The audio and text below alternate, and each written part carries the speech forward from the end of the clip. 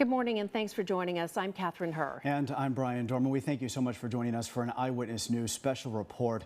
We have live coverage of the funeral for fallen Selma police officer Gonzalo Carrasco. Officer Carrasco, just 24 years old, shot and killed 16 days ago today. It was January 31st while responding to a call about a suspicious person on private property. Moments after getting on the scene, Officer Carrasco was shot several times and died from his injuries. There is a suspect in custody. We will not be naming him this morning. He is a 23-year-old man charged with Carrasco's murder. For more than 2 weeks now, the Valley has been mourning the life of the young officer. Earlier this morning, a motorcade carrying Officer Carrasco traveled south on Highway 99 from Belmont Avenue.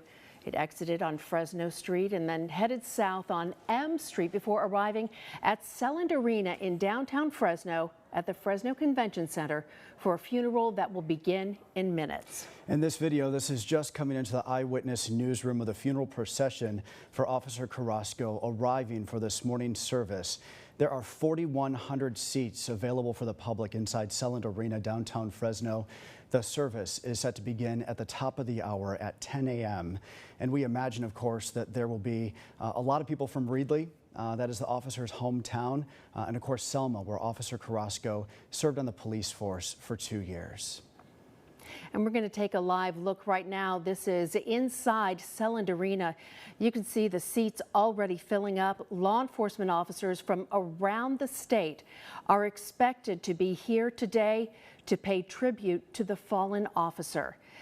In addition to the law enforcement seating on the floor, there are about 4,000 general admission seats for the public up in the stands of Selland Arena. But again, starting hours ago, police and law enforcement from around the state were arriving to take part and pay tribute to Officer Gonzalo Carrasco. And you are looking live at Selland Arena.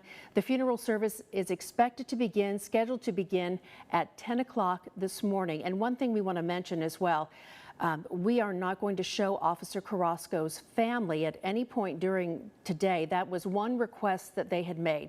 They said, yes, please, we want you to cover this funeral, but we ask that we not appear on camera. So we are being very careful and taking measures to honor their wishes so that we do not show Officer Carrasco's family on camera today as they grieve and lay him to rest today. It's really been a tough time for residents all across the Central Valley since Officer Carrasco lost his life. His family, his friends, his fellow officers just trying to come to grips with this unexpected tragedy. CBS 47's Medeiros Babb joining us now live from Selland Arena with a look at how we got here today. Medeiros, good morning to you. Hey, Medeiros, you mentioned Congressman Jim Costa. Of course, he is slated to speak at this funeral service to begin at 10 o'clock. Also, Fresno County Sheriff John Zanoni, Selma Police Chief Rudy Alcaraz, all speaking at this service to begin at the top of the hour. Medeiros Babb live for us downtown Fresno. Thank you so much, Medeiros. And of course, Medeiros is just a portion of our coverage this morning. CBS 47's Ben Morris and Juanita Adame are both downtown Fresno outside of Selland Arena 2. We'll check in with them in a little bit. And we'd like to welcome in a very special guest who will be joining us throughout the morning for this live coverage. He is Lieutenant Brent Stalker from the Fresno County Sheriff's Office. And Lieutenant, we are so grateful to have you with us this morning. Unfortunately, you know the situation all too well. Tell us about your own story. In August 21st, 2001, myself and my partner, Deputy Eric Tellen, responded to a suspicious person call in the mountain area of Dunlap. And we went over to the residence, we searched the area, and we located a house that we believed that the suspect had gone into. So Eric and I, being the only ones up there, we decided to search the house. And as we entered the house, the suspect was waiting for us behind a stove with a shotgun. And unfortunately, Eric was killed during that. And I was missed by about a half an inch, and it was something that has affected me through my entire career. And it's something where I know when we have an incident like this that happens, unfortunately I know what the officers are going through, and for me it's something that I don't ever forget. I think about Eric a lot. And even though it's, happened 21 years ago, I feel like it happened yesterday. And, I think about him often, and I think what I'm the most proud of is he is talked about often, and he, even 21 years ago, he has not been forgotten, and that's what's important to me. Yeah, his memory is still carried on with the department. And when you go through something like this, and knowing that the Selma officers are going through this right now, how do you move forward? How do you show up for work for another day, knowing that it goes from a hypothetical of my life is at risk every day I go to work to knowing that somebody's life was taken just for doing their job? That's an excellent question, and it's tough. It's very tough, and I know each officer deals with trauma differently, and we know from day one going into this profession that there is a possibility that we're going to lose our life. We go to call after call, and a lot of times during those calls we don't know what's waiting for us, and that makes it very challenging and scary. It's scary. And so when something unfortunately like this happens, it's something where we know in law enforcement that it's probable. It's very probable. That's the profession that we're in, and so it's unfortunate, but it does happen. I know it brings back a lot of memories ahead of this funeral service to begin here at 10 o'clock this morning as we honor Officer Gonzalo Carrasco. How important is a day like today? We see law enforcement statewide coming to downtown Fresno. We've even heard of law enforcement perhaps visiting from out of state today. How important is it today to that brotherhood, that sisterhood, and that support?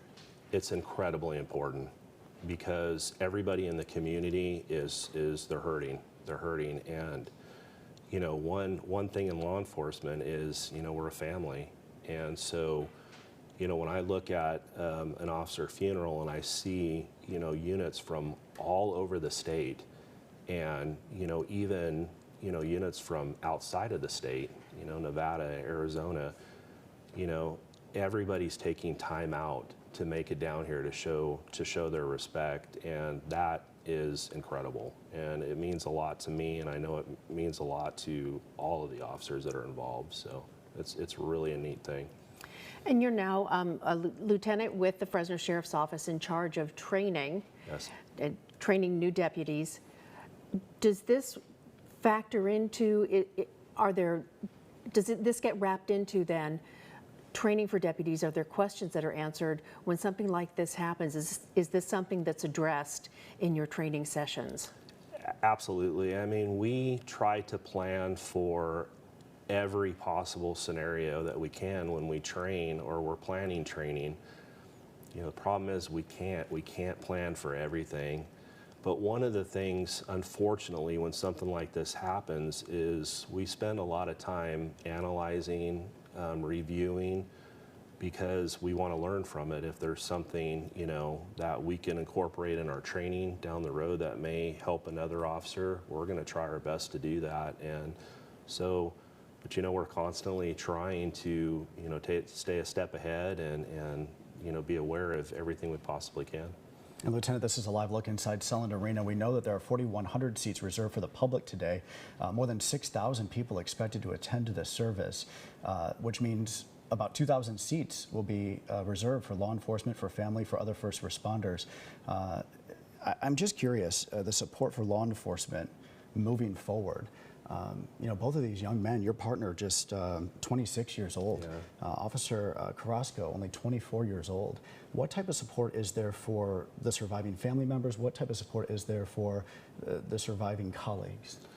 There is a lot of support. It's one of the things that, again, unfortunately, as we experience these things, we get better at recognizing the trauma, how do officers feel, how do we move forward. And so as we progress, there's counselors, there's department support where, and a lot of times it's how are you doing, from other officers. And, we know each other very well, and you can tell when somebody's hurt, you just need to take some time to talk to somebody. But that's one thing in law enforcement we're really fortunate about is we just have a lot of support from our agency and the community, and it helps us heal. Yeah, because psychologically this must be difficult. Of course, you know during police academy, the risks involved. You sign up knowing that you're putting your life in danger every single day. But to see somebody lost, all those law enforcement members today inside Selland Arena must feel that impact and think twice next time they get inside their patrol vehicle.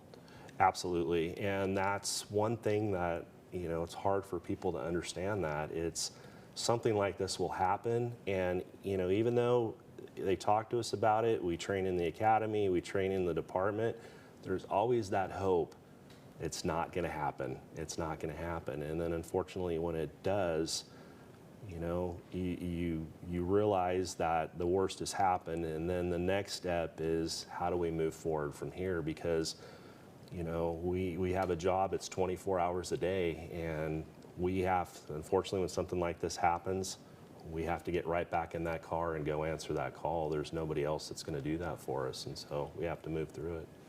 Okay, Lieutenant Stalker, you're going to stay with us for the rest of the morning, and thank you so much for sharing your insight with us. We've got more questions that we're going to ask you as well. We also want to check in once again. We're about 5 minutes away from the scheduled start time of the funeral service, and we want to check in again with CBS 47's Medeiros Babb, who is down at Selland Arena where the funeral service is taking place. Medeiros. CBS 47's Medeiros Babb reporting live outside of Selland Arena. We want to take a look inside Selland Arena now. This service is set to begin at any moment. The lights have now gone dark inside. This funeral is scheduled for 10 a.m. We saw folks were still filing inside. We know that the Most Reverend Bishop Joseph V. Brennan will be officiating this morning.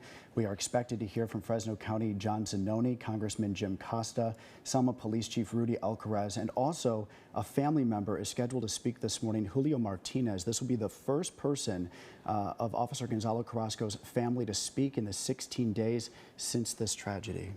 And Officer Carrasco is the son of farm workers, a devoted and loving son, brother, friend, and again, his girlfriend is expected to give birth to their first child soon. Gonzalo Carrasco took the initiative to get his education and attend the police academy. He served as a police explorer for his hometown of Reedley, and then later served as a non-paid reserve for Selma Police in 2020 and early 2021 before he became a paid officer with the city of Selma for the last 2 years, serving since 2021. This is the first line of duty death for the Selma Police Department since they were established in 1893. And Catherine, you mentioned Officer Carrasco's son. We've learned he will be named after Officer Carrasco, Gonzalo Maximus Carrasco.